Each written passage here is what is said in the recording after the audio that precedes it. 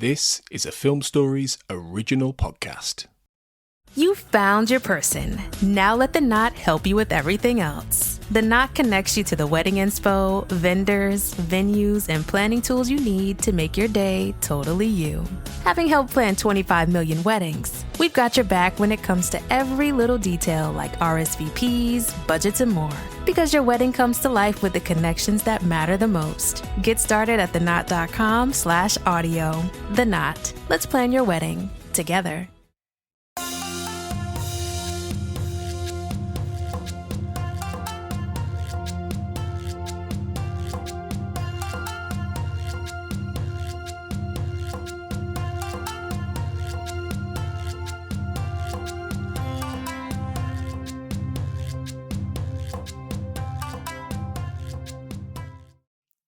Welcome to the Japan on Film podcast. I'm your host, Perry Constantine, and today I'm joined by a new guest, and that is Sam Stokes. Sam, how you doing today? I'm great, thank you, and thank you for having me on. It's great to be here for the first time. How are you? I'm doing good, but before we talk about today's movie, why don't you tell us a little bit about yourself?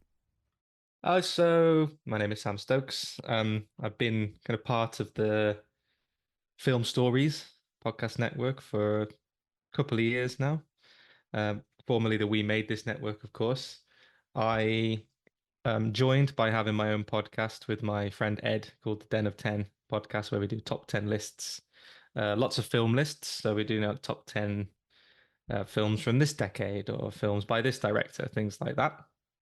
And then I took over the network's podcast about the films that are currently in the cinemas. So that's called Real Talk. So every 2 weeks, we talk about what films are in the cinemas. Next one will be Alien Romulus, which I'm very excited about. And I'm also one of the co-hosts of a Lord of the Rings podcast called One Rules Them All. All of those podcasts are on the Film Stories network. Yeah, so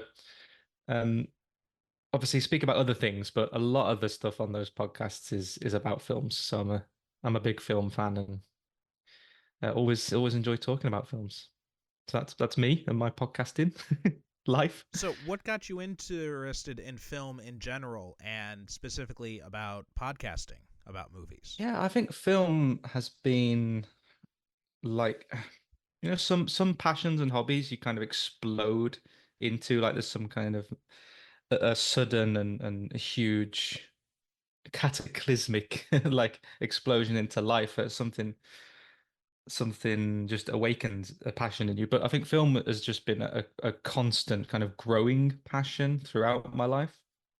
Always used to watch films with my mom growing up, and then started going to the cinema regularly. And I think kind of into mid to late teens is when I started to understand the history and variety of cinema, and started to go into world cinema and cinema from way, way, way before I was born, Yeah, so it's been quite progressive, and so is my journey with Japanese cinema. Again, it hasn't been like I watched a Japanese film and all of a sudden that was all I watched. Again, I just slowly over the years I've watched Japanese cinema, and I definitely would class it as among my like favorite types of cinema, let's say, or favorite countries for cinema. That's for sure. So then what was kind of like your introduction to Japanese cinema? What was it that kind of got you interested in these types of movies? I think like a lot of people, a hell of a lot of people around the world and in the West, one of the first exposures to Japanese cinema would have been Studio Ghibli. So I think it's hard to pinpoint what exactly were the first films I watched, but the Spirited Away was definitely one of the first Japanese films I saw. A friend brought that around and we watched that, and that was definitely one of the kind of formative experiences with Japanese cinema, and still one of my favorites. I also remember seeing, the Ring US version came out, and that was a big thing. I think, can't remember, I was probably like 17 or something when that came out, so it was just the right age to to be captured by this kind of viral horror film, and that me and my friends went and watched the Japanese version. So that was another kind of early one. So those early-ish experiences showed me two quite prominent aspects of Japanese cinema, I guess, the anime side and the horror side. I've since discovered many great Japanese horror movies. More recently, the drama side, like Kore-eda, which we'll be talking today, and other contemporary filmmakers as well. And of course, I've done the kind of obligatory journey into the classics like Kurosawa and Ozu. So yeah, I tried my best, but I will say, even though I'm a massive film fan and I'm quite a Japanophile in many ways, I'm not a super expert in Japanese cinema. Um, I haven't seen hundreds and hundreds, but as I said before, I do class it as like one of my favorite areas of cinema, although I need to watch a lot more. As you mentioned, today we're going to be talking about Monster, the 2023 film directed by Hirokazu Kore-eda. But before we talk too much about the movie, why don't you tell us a little bit about your history with this director? Yeah, so actually, this is a very new history. When I went to see Monster in the start of the year, it came out in the UK, and I'd heard through my movie channels that it was worth watching. That was actually the first Kore-eda film I saw, and I've in my letterbox review, I finished my letterbox review with "The world just gained one more Hirokazu Kore-eda fan," because I was really struck by this film. I've since tried to watch some more of his films. I've only so far managed to watch Shoplifters, which, of course, is probably the one people mention you should watch, and Nobody Knows as well. Uh, Two really good films. So, and Nobody Knows he's like 20 years old now. So, it's kind of over those three films are kind of at beginning, middle, and end points of his filmography over the last 20 years. And that watching those films and thinking about them is quite a. I'd love to watch more of his films, but it's a little insight into what he does and how he's developing and has developed as a filmmaker. So yeah, I will watch more. That's the current status. But yeah, I really. Sorry. No, sorry. Go ahead. Finish your thought. Sorry about that. Okay. Yeah, I'm really. I don't know, something about his filmmaking style. I'd say the tenderness and the attention to character details has really drawn me in, and I'd really be interested to know your thoughts, because I suspect you know more about the filmmaker, but there seems to be something quite polished is perhaps not the right word, but feels like 20 years or more of craft as you know uh, can really be seen in Monster. Feels like there's an expertise there in the filmmaking and writing that is evident, and lots of little things just come together in the direction and the screenplay. And I was just on the first watch and on the rewatch, I was just really struck by how very, very good Monster is. Yeah, I'm familiar with several of his movies. I first got introduced to him with Afterlife, which is his second movie. Actually, he made that in 1998, and that was again during this Japanese cinema boom in the early 2000s, when I was just trying to track down as many Japanese films that looked interesting to me at the time. And I knew nothing about Kore-eda at the time when I found this movie. I had never even heard of this movie. I had heard nothing about this movie, but the concept behind it was really intriguing. It was this idea of, after you die, you go to this way station, and then you have to select one memory from your life, and you basically take that memory with you into the afterlife. And so it was a very intriguing premise, and I checked it out just based on that. And he had filmed it in kind of a pseudo documentary style, because he does a lot of like kind of documentary type stuff in his work, where he does this and I can't take the credit for saying a lot of this. We actually just talked about Nobody Knows on about, I think it was 2 episodes ago, All and right. and my guest on there, she was talking about how he uses these documentary filmmaking techniques when he was doing Afterlife. There are a lot of these scenes of interviews with people talking about their lives, and a lot of those people, they were real people. They weren't actors acting out a script. They were real people talking about their real memories. And when he did Shoplifters as well, he did a lot of research, and he went around, he interviewed a lot of people living in poverty. The story about the story that the boy reads to his family, the story about the fish, that came from an actual experience he had visiting an orphanage. And this little girl, Mm. I'm getting choked up even just remembering this because it was such a sad story. But this little girl, she comes up to him, and she's got the book in her hands, and the orphanage staff, they're trying to, like, like, don't bother him, don't bother him. But Kore-eda is like, no, come on, what is it? And she wanted to read the book, so she read the book to them, and then after they were done, him and his other people who were there with him, they all cheer, they all clap for her, and she was so moved, this little girl, and you could tell. And he said Wow. in an interview, like, you could tell that all she wanted to do was just be able to read that story to her family, and she couldn't because she didn't have a family, and it was just Wow. heartbreaking when I read about that, when I read that interview.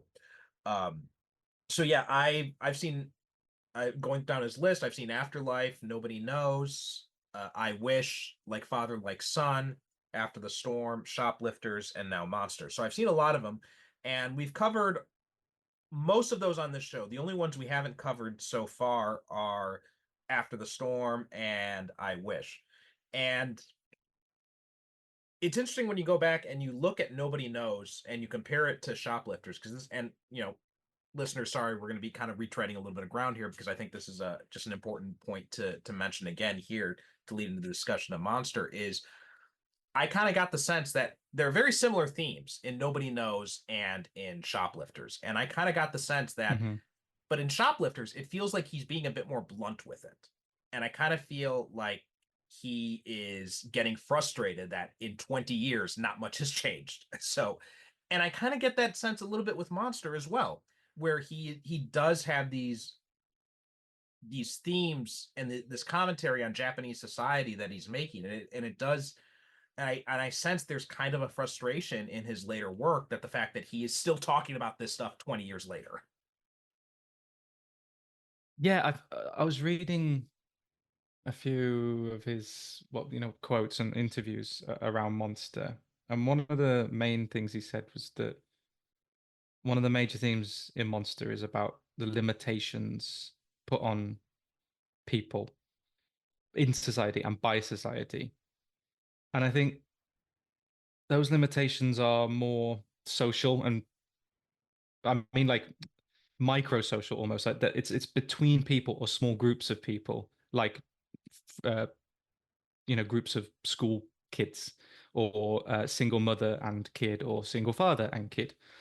Um, Whereas in films like Shoplifters, especially, but also Nobody Knows, it feels more macro social. It feels more like the limitations put on families by poverty or something like that. So there are like parallels and similarities I see, but Monster seems to focus in more on the personal.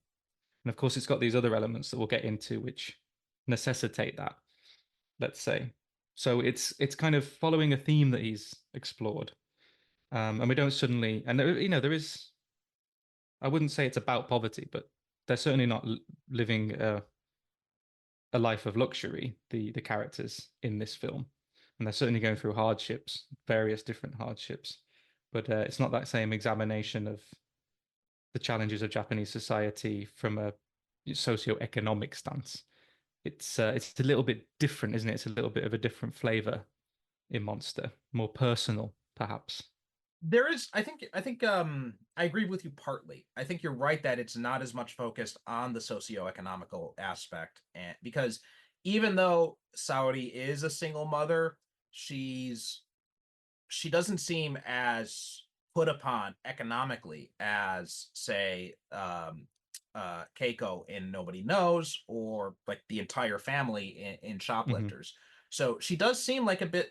She seems like, pretty stable, middle class, uh lifestyle, more or less. Like there's not really that. They live in a decent looking house, and she's got a job, so it doesn't. I don't really feel like such there really is that much of the socioeconomic angle. But I think about Japanese society, I think it is making a lot of comments about Japanese society. The thing is, though, I think it's a lot subtler than it is in Shoplifters and in Nobody Knows. And I think that to really kind of understand those types of socioeconomic angles, those kind of not socio, but sociological angles of it, and what it's trying to say about Japanese society, I think you have to be a little bit more clued into Japanese society as well, because me having worked in a school, me having in Japanese schools, and having lived in Japan for about 15 years now, I was noticing a lot of stuff that was reflection of Japanese society, which we can obviously talk about. But before we get too much into that, also, by the way, I forgot to mention this, but the movie's Japanese title is Kaibutsu, which pretty much translates more or less directly to monster.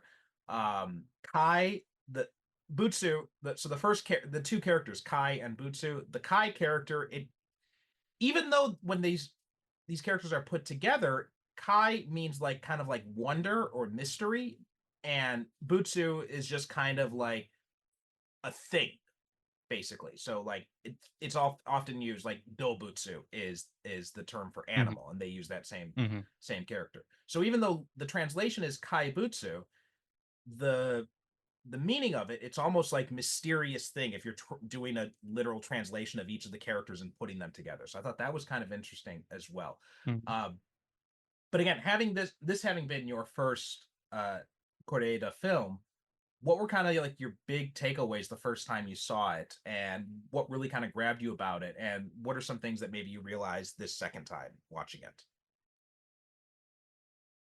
I think the thing that struck me the most, that I was admiring when I was walking home after seeing it in the cinema for the first time, was its structure. Obviously it uses the Rashomon kind of multiple perspectives of the same events, structure and approach, and I guess there's kind of an unreliable narrator aspect to it as well. Characters are giving exposition to each other, and as a result, indirectly to the audience, that then turns out to be wrong.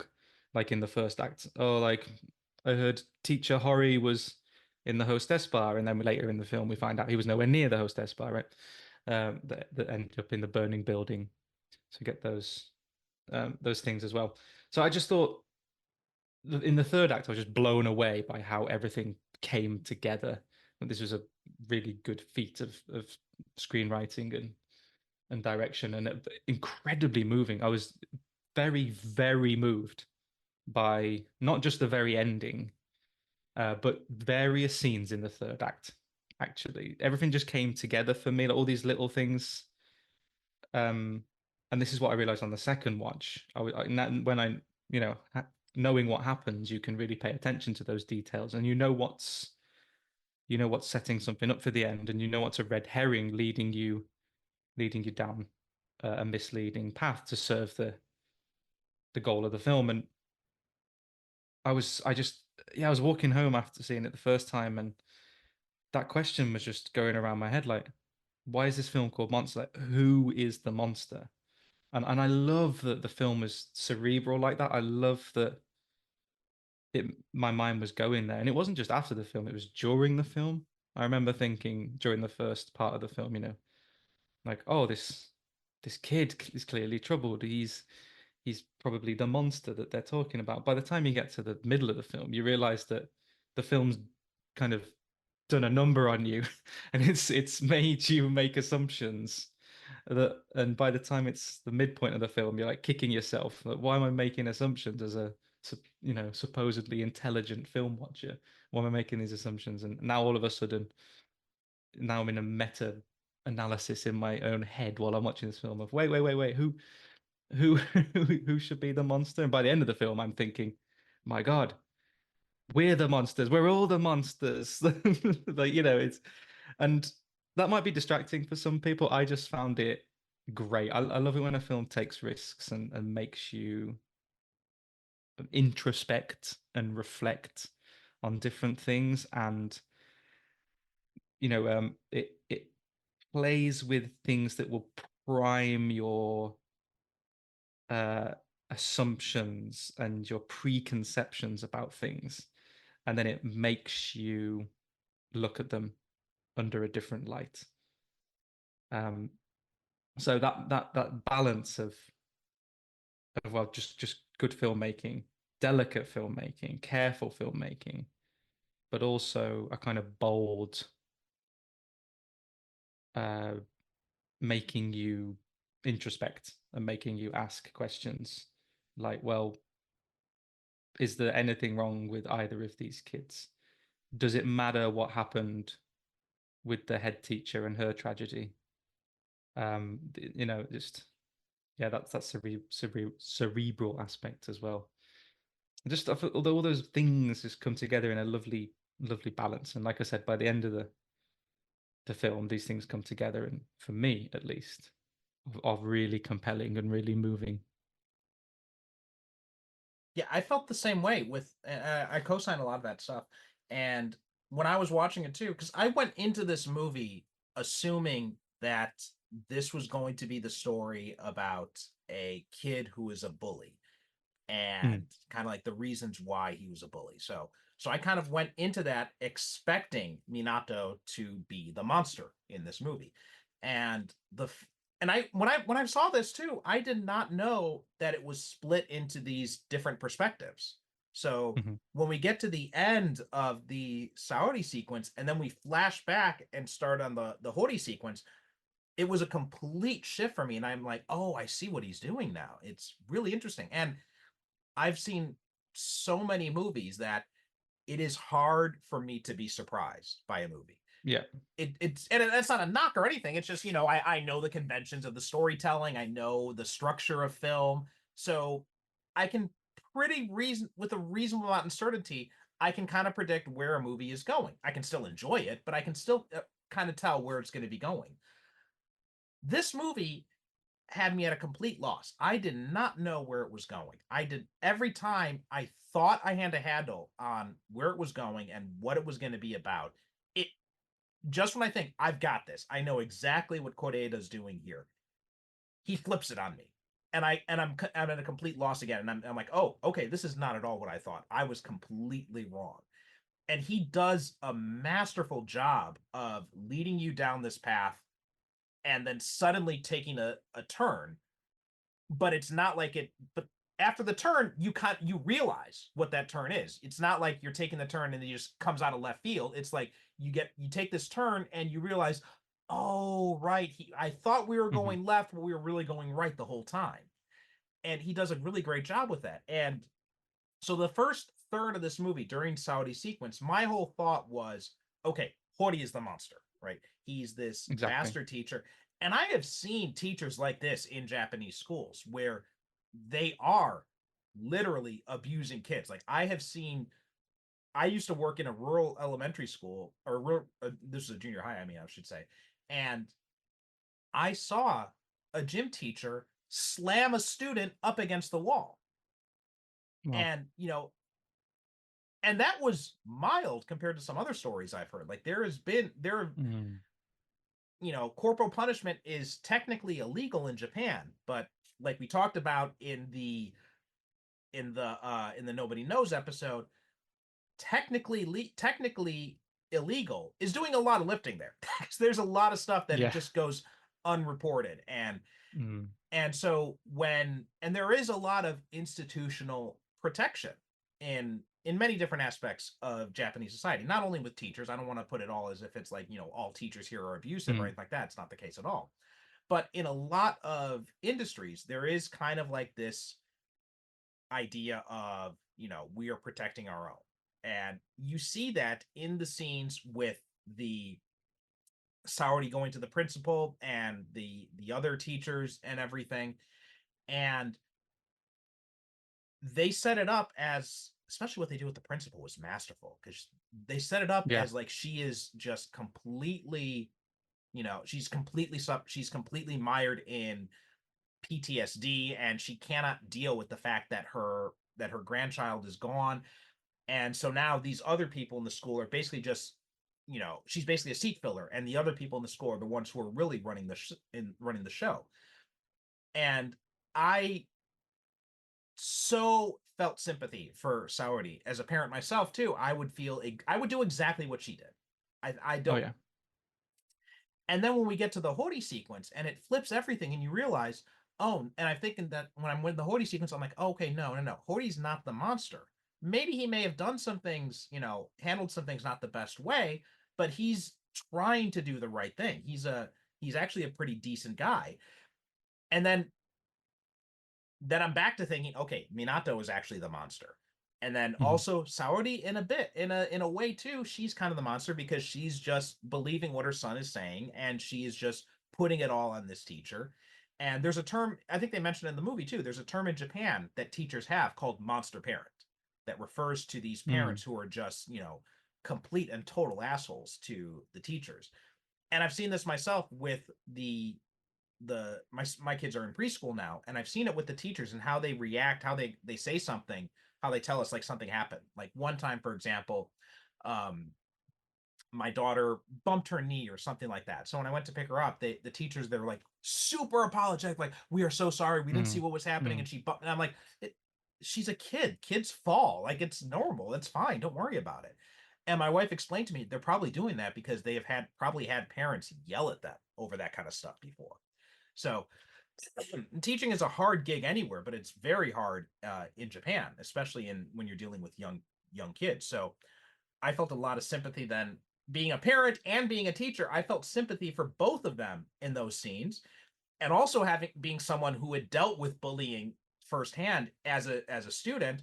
I then felt sympathy for Yori, because I figured, okay, Minato's bullying him. And then we get into the third half, and you realize, oh my God, not only are none of these characters really the monster, but this is also a love story between these two boys who cannot love each other because of society's role for them. Get Out, The Babadook, It Follows, The Witch and the Purge, Hereditary, Insidious, The Conjuring, The Borderlands, and The Cabin in the Woods. These are just some of the modern cinematic gems of horror released in the last 15 years. I'm AJ Black. And I'm Hugh McStay, and we are writers and podcasters obsessed with modern horror. Every 2 weeks, the Modern Horror Podcast, exclusively part of the Film Stories Podcast Network, will delve into many of these films, plus new releases, and explore why they exist and why we are forever fascinated by the darkest of cinema. So join us on Apple Podcasts, Spotify, or whatever podcast app you prefer, and prepare to have your wits frightened and your collies wobbled. We'll be right back.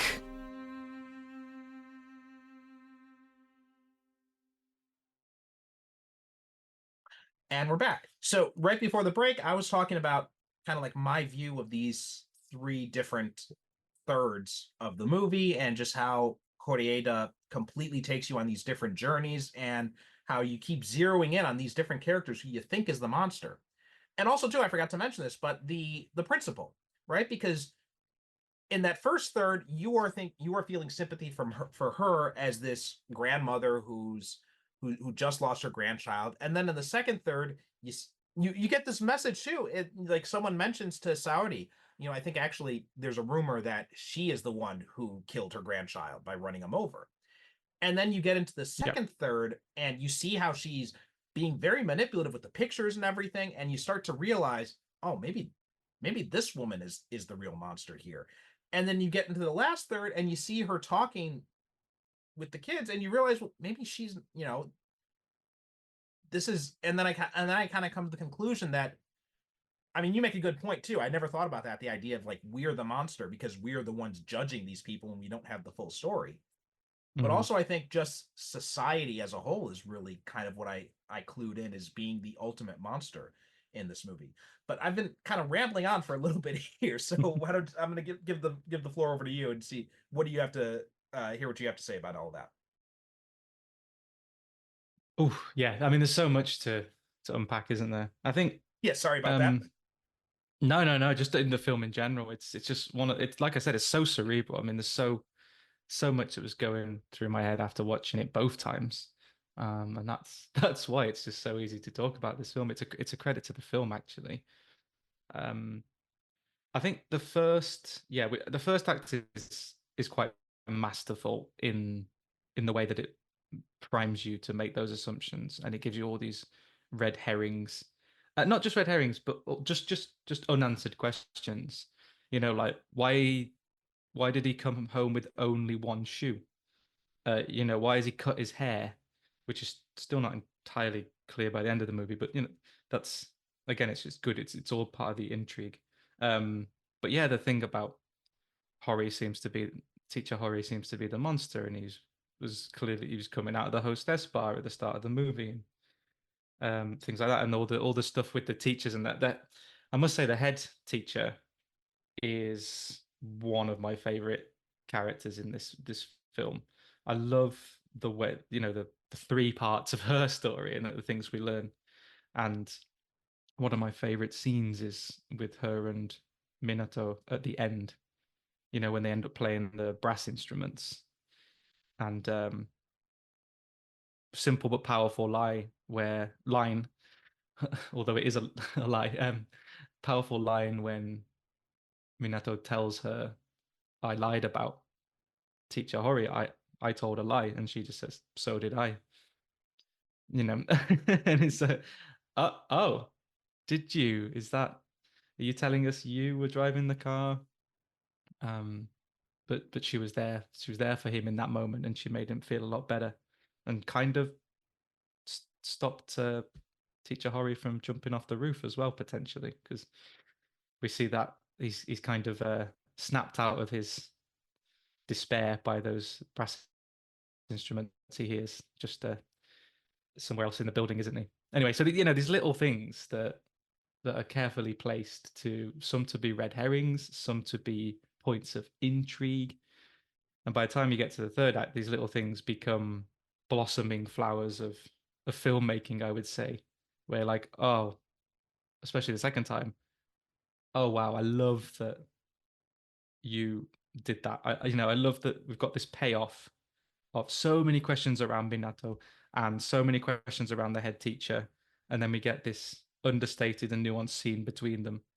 And a simple line like, "I told a lie, so did I," can just completely hit you in the stomach because it's payoff from all the very careful filmmaking. And I just adore films like that. I adore films where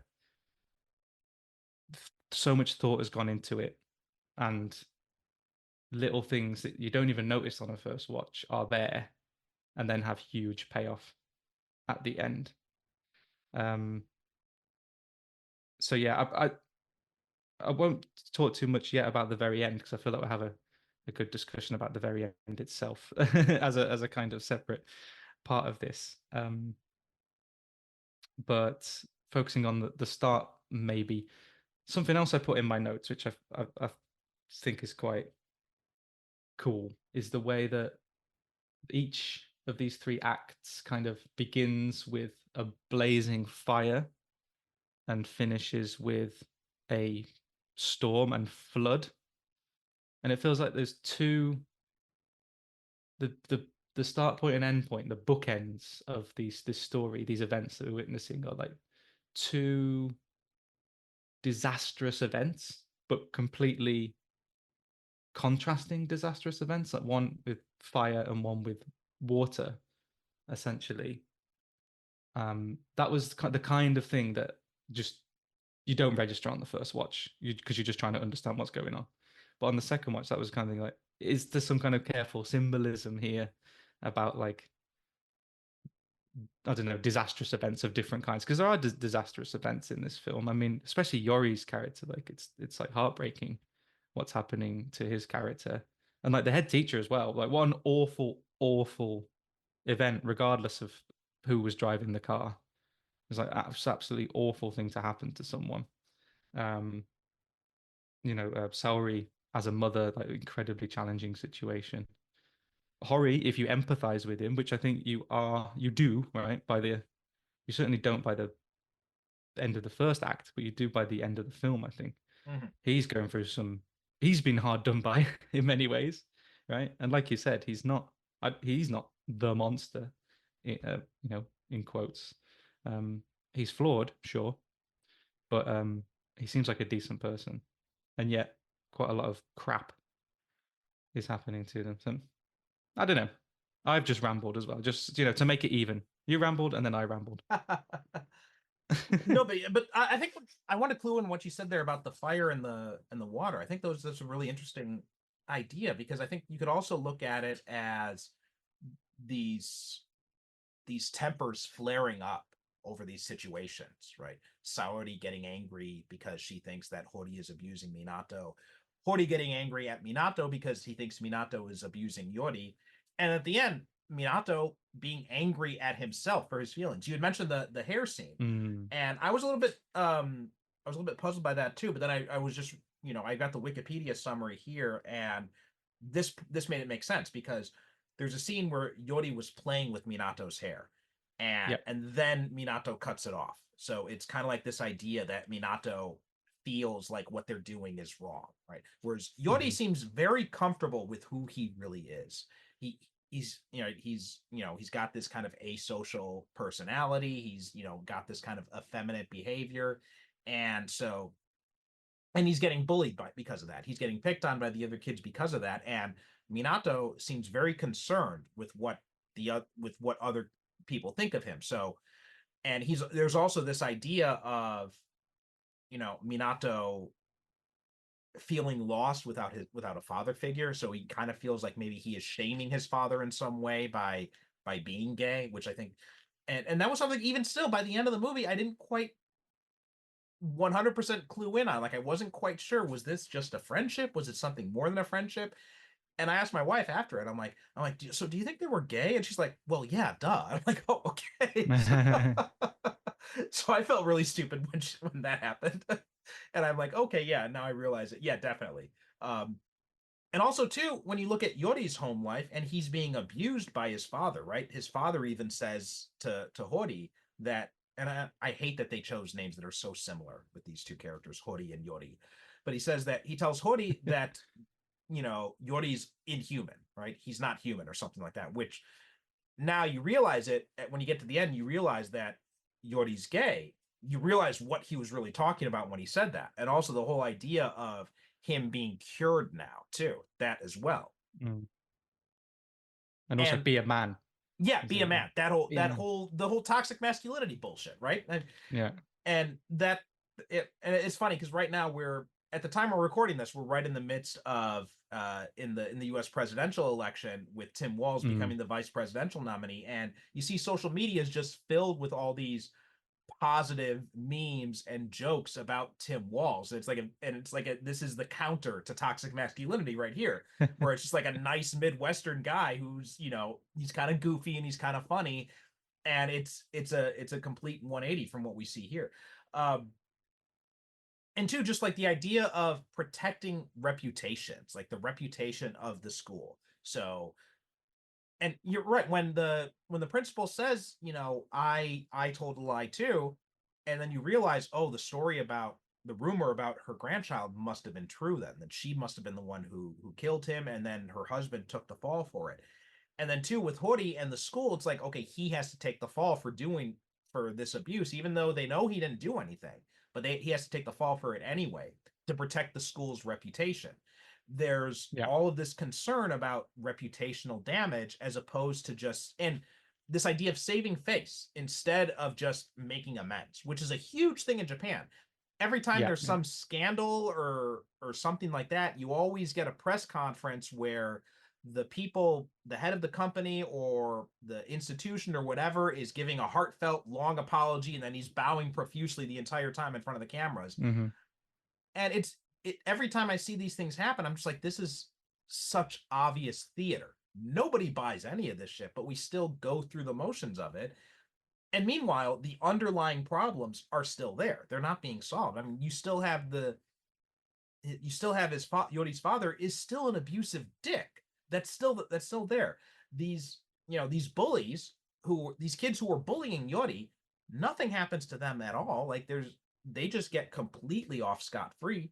The only people who are punished are the people who are trying to stop this in some way.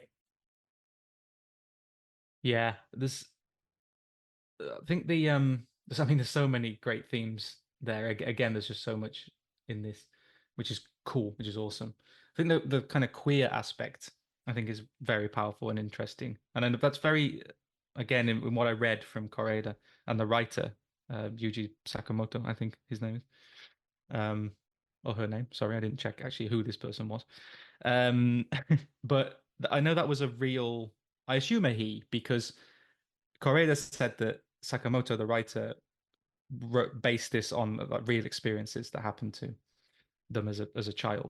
Now, I don't know if it's those real experiences are mainly just around the bullying and like the events that don't account for the queer aspect of the film, or whether there's the queer aspect was his own experience as well. I'm not sure about that, but Kore-eda definitely confirmed that it was very intentional that there's a queer or LGBT plus element to it, and I think it's very, very powerful.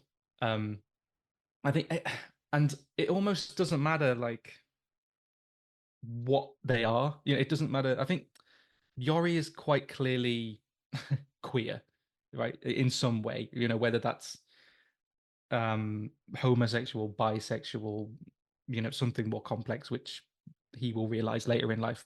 I don't know. Minato, it's a bit more of a gray area, and also he's like fighting it in a way, but I don't think it matters what they are or trying to identify. I think the more powerful and overarching point is that there is societal stuff that causes Minato to be very uncomfortable. I mean, Yori plays with his hair, like we've said, and then it doesn't. It's not. It's not something born inside him or anyone that gives him that urge to cut his hair after Yori has played with it. It's society, isn't it? It's all the things that society tells a young person are okay or not okay. That's all that baggage, all those ideas in his formative mind are the things that make him go home and like cut the affection, the gay out of his hair. Like it's it doesn't matter what they are. The point is what they have to deal with, what they carry, what society pushes on them. So that's a very powerful element of the film. And then the other thing I wanted to kind of pick up on that you just touched on was again with the head teacher. When they're planning, I think it's in the second act when they're strategizing how they handle this situation as a school. At one point she says, what really happened doesn't matter, which speaks to what you were saying about it's a show. It's all about saving face. It's all about protecting the school, protecting themselves, doing what has to be done in the eyes of the public, in the eyes of the media, in the eyes of the country, to, I don't know, however you want to call it, brush it under the carpet, or just just pay lip service and move on and get away with it, however you want to call it. It's a bit of theater, isn't it? But the second time I watched the film, I caught like a meta meaning in that line. What really happened, what actually happened, doesn't matter for the end of the film, because the end of the film is one of those, it's subjective endings where you have to decide, what are we seeing?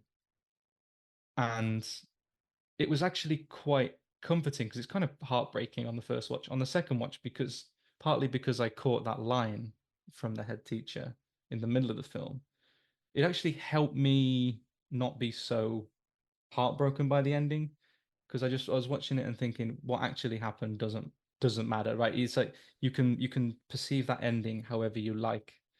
What matters is the powerful story that's been told. So that one line I pick out because it has that meaning for the school and the behavior they take and the actions they take to put on this show and protect themselves.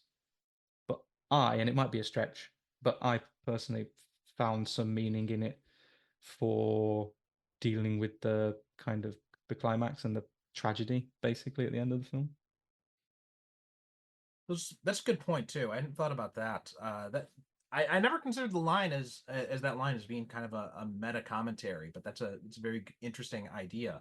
But you'd mentioned about Kore-eda and the screenwriter Sakamoto. First off, just clarification. Yeah, Yuji Sakamoto is a man, and both he and Kore-eda are married to women. It looks like so they didn't have any firsthand experience with, well, at least I don't know, unless they're bisexual and they had some experimentation. I don't know about that, but at least from what I know, they're both straight men.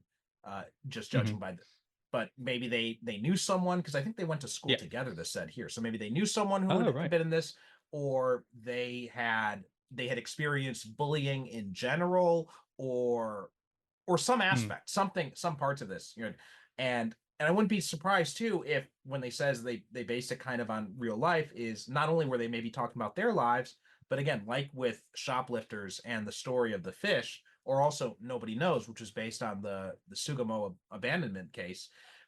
These Kore-eda pulls directly from real life. Like, he does that documentary aspect of him as a director comes through a lot when he's doing his research for these movies. And he spends a lot of time researching these things, like conducting interviews with people and piecing things together.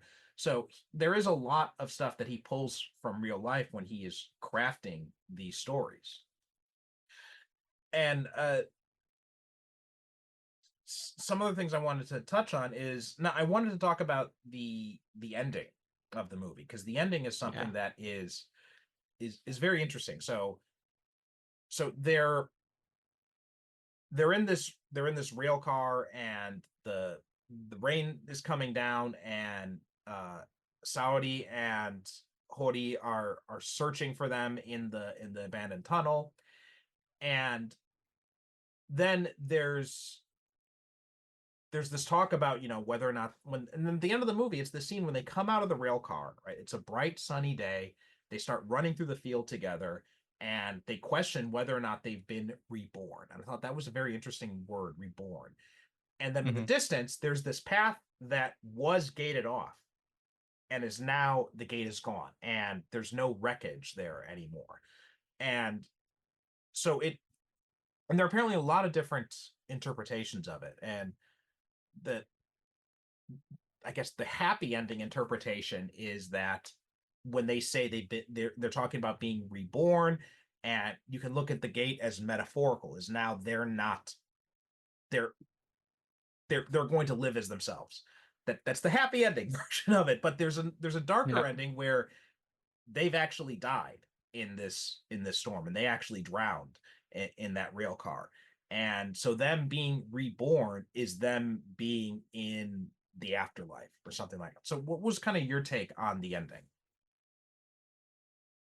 Yeah, well, first of all, I'll again quote head teacher Shimi, I think her name is, and say that what actually happened doesn't matter.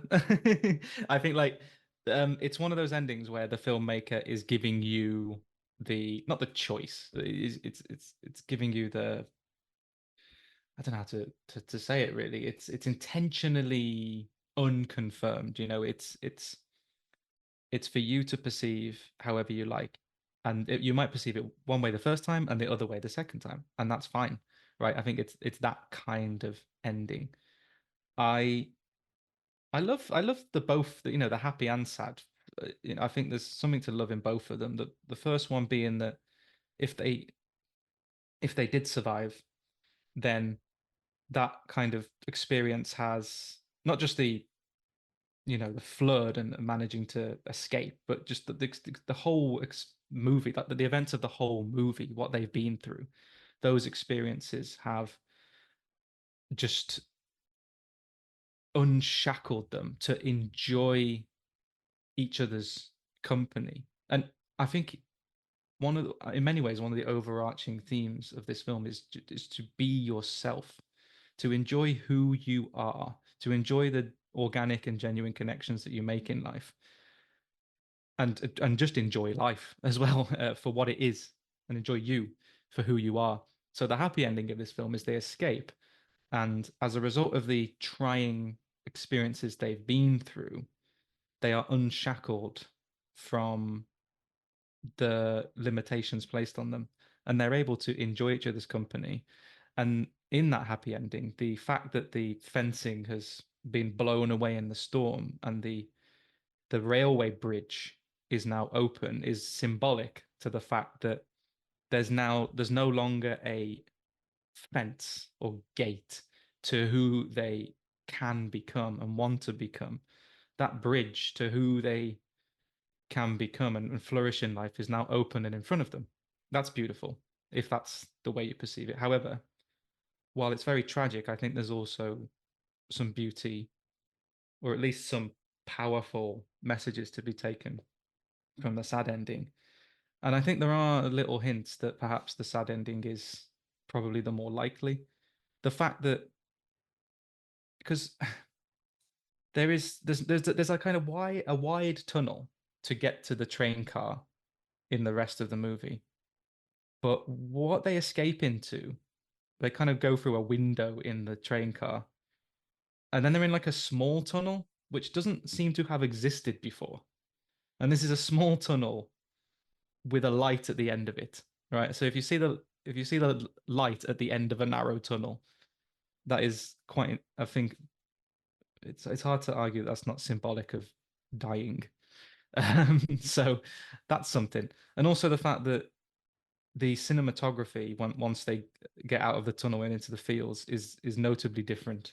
While the film is quite bright for a drama with heavy themes, that very ending is even brighter. Like the I don't know how they did the aperture and camera work, but there's a lot more white and sunlight coming into the camera, like there is through my window right now. There's a lot of white sunlight coming into these shots at the end as they just completely freely run through the fields. And then that fence seemed pretty sturdy to me, to be honest. It wasn't like a hurricane storm. It's a little bit implausible that this storm and this flood would have just cleanly removed all the fencing that was blocking this railway bridge.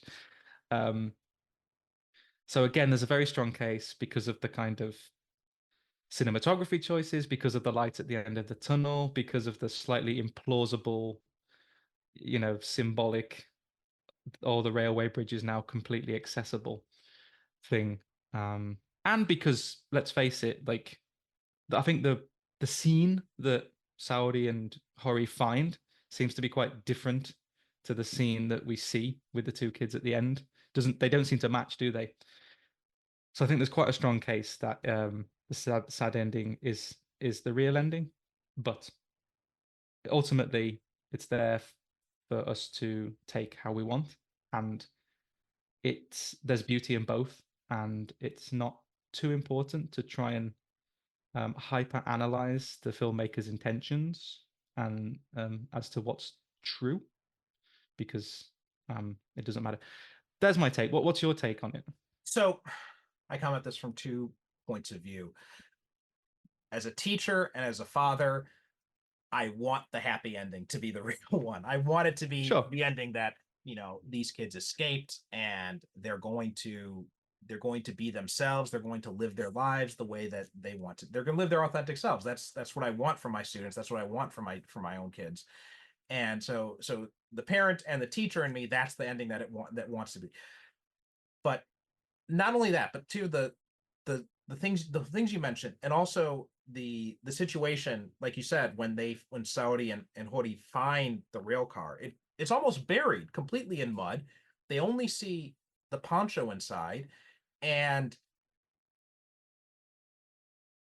even if and they're nowhere to be seen when Minato and Yori get out of the train car. So I know people might say like, oh, well, they went to get help or something like that. Now I could understand Hori leaving behind to go get help, but I cannot see Saori leaving, because speaking as a parent No. myself, if I was in that situation, I am not fucking leaving as my kids are trapped in something. Like No. so I would not be. I would be staying right there the whole time. So it seems very implausible that they were able that, based on what we see in the film, it seems very implausible that they were able to get out. And then the storyteller part of me also says that, just from a storytelling perspective, the idea that they died at the end, and it really, it strengthens the themes of society being the monster here, and and the fact that they can only be reborn once they are taken out of society. And I think Mhm. just from a story structure standpoint, like, that ending is so much stronger than the happy ending. Do I wish that was the case? No, but I can't help saying that seems like that's what it seems like to me. Yeah, there's power in both, isn't there? So There is, yeah, but I feel like the it doesn't latter matter. one is a little bit stronger with the themes that I read from the film. I think so. These serious and heavy themes, there's more payoff in the sad ending, isn't there? In the sense that they're, well, so the tragedy that's happening in Yori's life, he's being beaten by his asshole father for being queer, essentially. For Minato, like, he's clearly, like, been troubled. Well, it seems to be that he's been troubled since his father's unexpected death, and um but also he expresses things throughout the film about his troubles, like, why was I born? And I'm scared that I'm like my dad, or it's these kind of things, almost existential things. Like, there's heavy themes there, and as Kore-eda confirmed, like, there's part of the film is an exploration and an examination of the limitations put on young people, um, as they're growing up, and how that can really affect them. And ultimately, these things kind of tear the two kids apart in initially, but by the end of things, it brings them together. Actually, one of the most powerful scenes is when Minato goes to the train car before the storm, and he's waiting for Yori with the flower, but his mom finds him instead, right? Saori finds him instead. And it's the one moment of the film where we see him truly, like, happy and excited, and he seems to have embraced who he is. But because his mom gets there before Yori, all of a sudden, his kind of that moment of beautiful awakening is just stopped, and that's why he kind of throws himself out the car, because he can't really deal with it. He can't really deal with what just happened. But I digress. Yeah, they are brought together kind of desperately by the end of the film.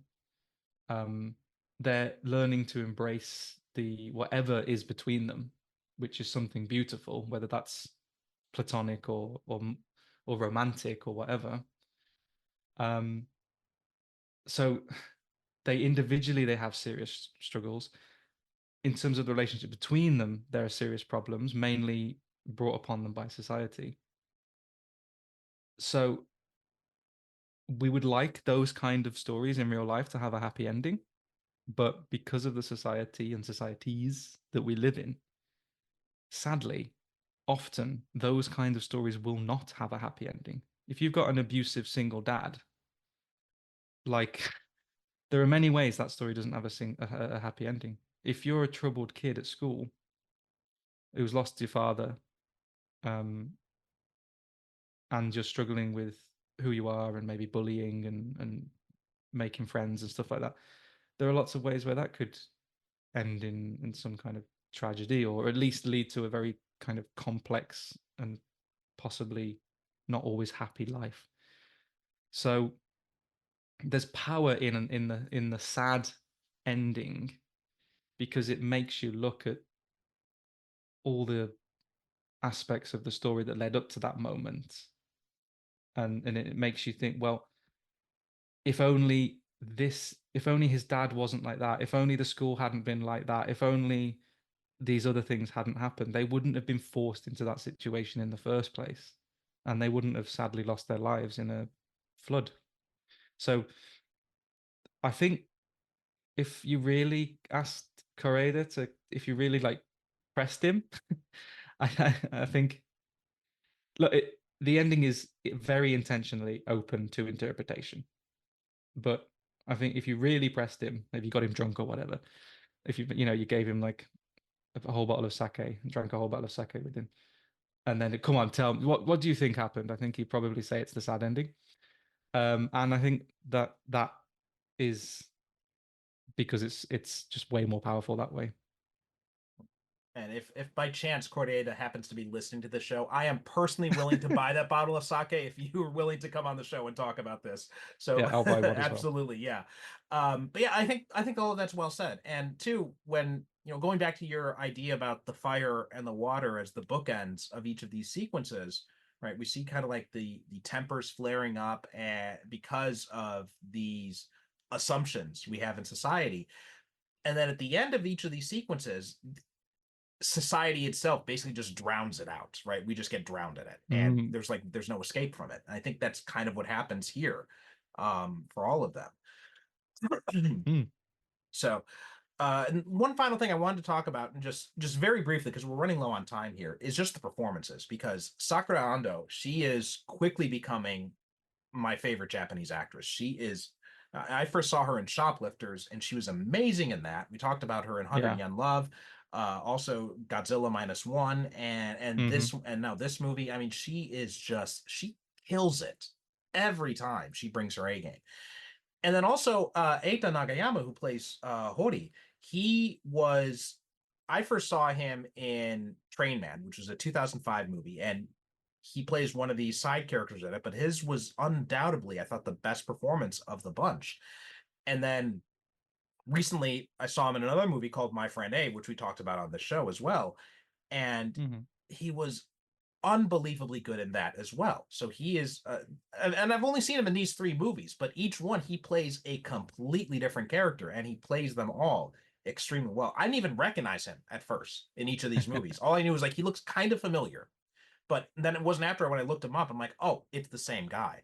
And he is kind of in a class with I'm blanking on the guy's name right now, but another actor who is very much kind of like this this chameleon type actor in a lot of these movies, where every time I see him, I'm always very surprised at the performance he turns out. Koji Yakusho, that was his name. He's another one of these actors who is just, he becomes like a completely different character in each one of these movies. And Eita kind of gives me that same kind of idea. I think he is going down that same line that Yakusho is going on. What about you? Any standout things you wanted to mention about these performances? Well, I'd agree with what you said, and Sakura Ando, without a doubt, is one of the biggest stars in Japanese cinema.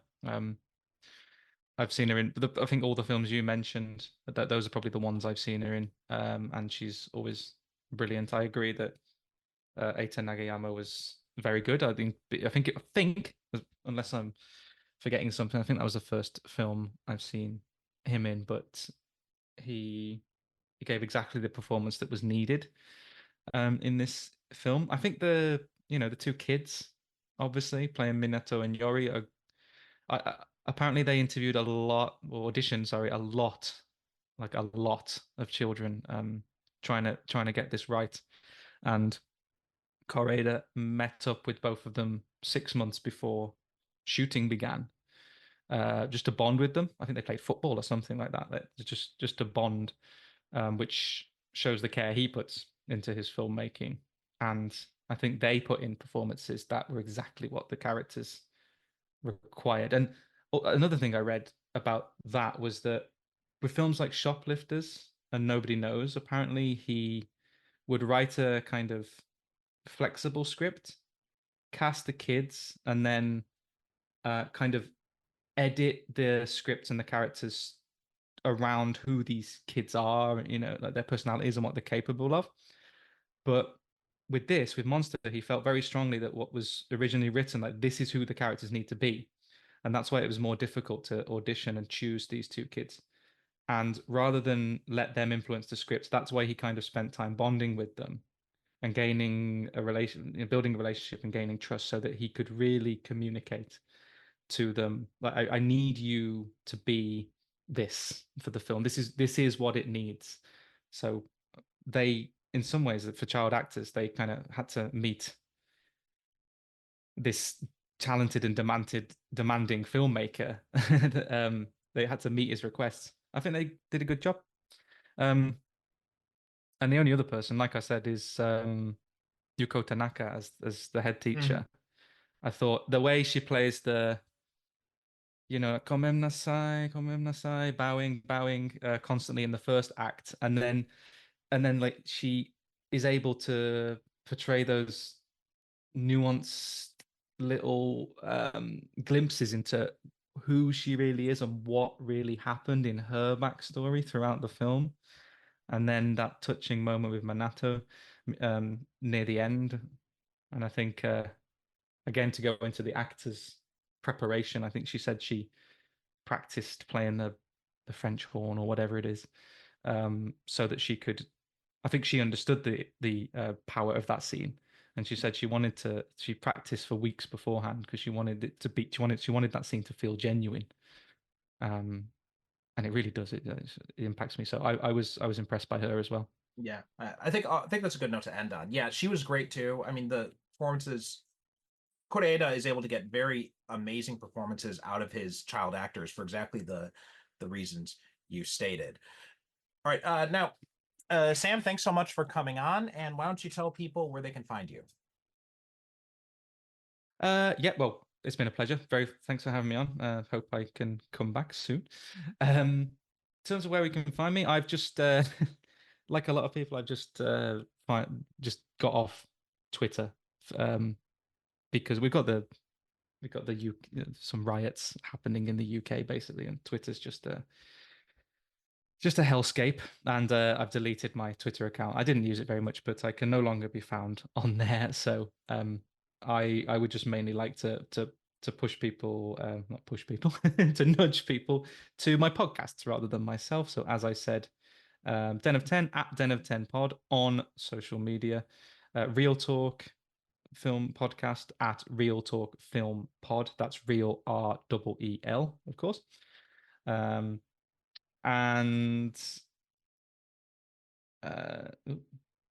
yes, the only other place, I guess, if you would like to find me personally is on Letterboxd. If you'd like to read my Letterboxd review for Monster, for example, or Godzilla -1, or other films like that, then I'm on Letterboxd at SamwellPV. That's SAMWELLPV. So yeah, I increasingly like connecting with people on Letterboxd. So to anyone listening, follow me, I'll follow you back. We can read each other reviews, and that would be cool. So that's me. Okay, great. Thanks so much for coming on. And of course, you are welcome to come back as well in the future. So we'll definitely have to get something like that organized. As for us, JapanOnFilm.com is the website, Japan on Film on the socials. We are also off Twitter too. So you can find us on Blue Sky and Threads and Instagram, Japan on Film, same one on all of those. And we are also part of the Film Stories podcast network. So check us out at filmstories.co.uk and listen up after the credits to hear what else is coming up on the network. That does it for this episode. Thanks for listening, and we'll talk to you next time.